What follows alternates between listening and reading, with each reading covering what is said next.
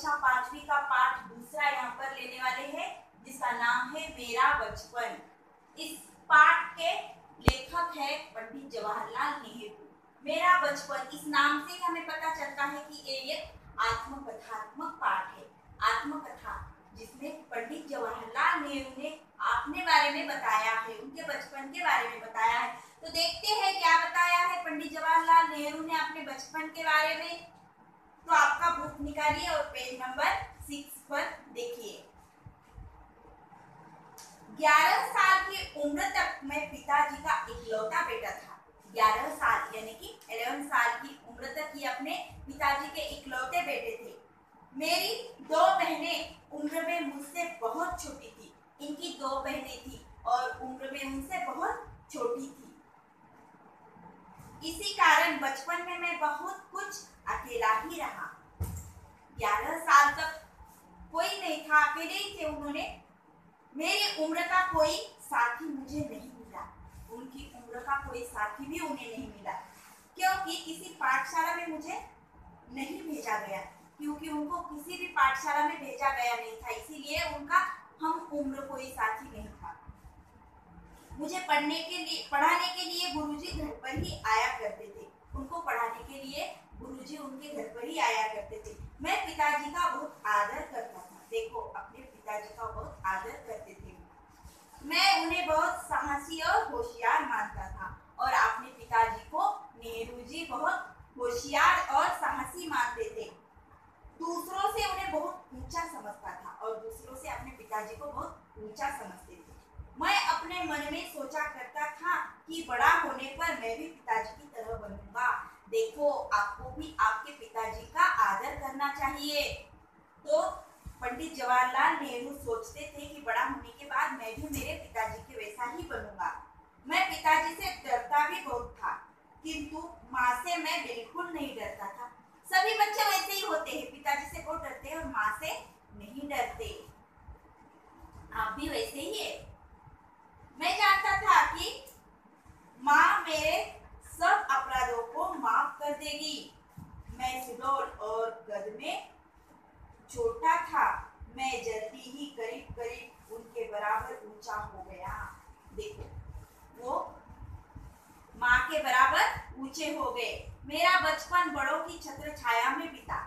पुराण, रामायण और महाभारत की कथाएं भी मैं सुना करता था। देखो, पुराण, रामायण और महाभारत की कथाएं भी उन्हें सुना करते थे। ये कथाएं माताजी और मेरी चाचियाँ मुझे सुनाया करती थी। उनकी चाचियाँ और माताजी उन्हें महाभारत, रामायण, पुराण की कथा सुनाया करती थी। मेरी एक चाची धार्मिक पुस्तकों की बहुत ही जानकारी रखती थी। उनके पास धार्मिक कहानियों का मानो खजाना ही भरा पड़ा था। उनकी एक चाची थी, तो उनके पास ऐसे धार्मिक कथाओं की पुस्तकें बहुत थी, और उनका मानो उनके पास खजाना ही था कहानियों का। त्योहार के दिन आते, होली के दिन सारा शहर रंग खेलने में मग्न हो जाता और हम लोग एक दूसरे पर रंग की पिचकारियां चलाते। त्योहार आते थे, होली का त्योहार आता था, तो ये खेल में बहुत मग्न हो जाते थे। दिवाली के दिन घरों पर धीमी रोशनी करते। दिवाली के दिन घरों पर रोशनी धीमी करते थे। मिट्टी के हजारों दिए जलाए जाते। जन्माष्टमी के दिन आधी रात को श्री कृष्ण का जन्मदिन मनाया जाता, किंतु आधी रात तक जागना मेरे लिए बहुत कठिन हो जाता। देखो, जब जन्माष्टमी आती है, गोकुलाष्टमी जिसे हम कहते हैं, श्री कृष्ण का जन्मदिन मनाया जाता है। रात को 12 बजे घर के सारे सदस्य उस दिन जागते हैं, पर पंडित जी के लिए जागना मानो कठिन हो जाता था। दशहरा और रामलीला के दिन जुलूस निकाले जाते थे। रामचंद्र जी और लंका विजय की लीलाएं होती थी दशहरे के दिन। इन्हें देखने के लिए लोगों की बहुत भीड़ इकट्ठी हो जाया करती थी। लेकिन इन सब उत्सवों में मुझे तो एक ही उत्सव सबसे अधिक अच्छा लगता था, वह था मेरे जन्मदिन का उत्सव। देखो, सब त्योहारों में उनको कौन सा त्योहार पसंद था? खुद का जन्मदिन। खुद का जन्मदिन, यही उत्सव उनको बहुत पसंद था। उस दिन मैं बड़े उत्साह और रंग में रहता। सुबह ही बड़ी तराजू में मुझे गेहूं और दूसरी चीजों से तोला जाता था। देखो कैसे मनाया जाता था इनका जन्मदिन। एक तराजू में एक तरफ इनको बिठाया जाता था और दूसरी तरफ अनाज रखे जाते थे। फिर ये चीजें गरीबों को बांट दी जाती।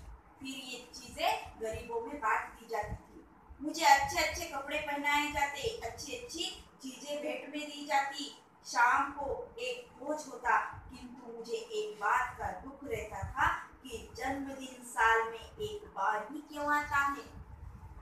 शाम को बड़ी दावत रहती थी उनके घर पर इनको एक बात का दुख था कि साल में मेरा जन्मदिन एक ही बार क्यों आता है, उत्सव एक ही बार क्यों आता है, बार बार क्यों नहीं आता। मैंने कोशिश की कि मेरा जन्मदिन घर में लोग बार बार मनाया करे, किंतु किसी ने मेरी बात की ओर ध्यान न दिया। देखो ये बचपन उनका कैसा है। उनको लगता था कि मेरा जन्मदिन बार बार मनाया जाए, पर घर के लोगों को उन्होंने कहा तो भी उनका जन्मदिन एक ही बार मनाते थे। इसका उनको दुख था बचपन में।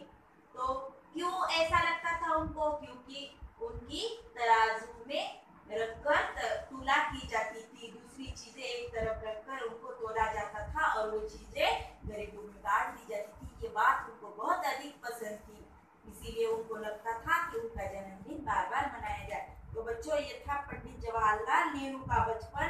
तो आपको मैं यहाँ पर फोटो भेजती हूँ अभ्यास का। कठिन ऐसा इसमें कुछ भी नहीं है। क्वेश्चन के आंसर भी आपको ये पाठ पढ़ने के बाद लिखने आएंगे। तो पेज नंबर 7, 8, 9 पर का अभ्यास आपको करना है। इसकी मैं आपको फोटोकॉपी भी भेजती हूँ। आपको भी घर पर अच्छे से अभ्यास करना है, अभ्यास की ओर ध्यान देना है। अभी तक बहुत सारे बच्चों ने अपना अभ्यास सेंड नहीं किया है, तो हमें ऐसा लगता है कि आप जो हम पढ़ा रहे हैं उसकी तरफ ध्यान नहीं दे रहे हैं। ऐसा है क्या? तो अभी से आप ये तय करो कि जितना आपका रिमेनिंग अभ्यास है वो भी करो और अभी चालू अभ्यास भी आप करते रहो।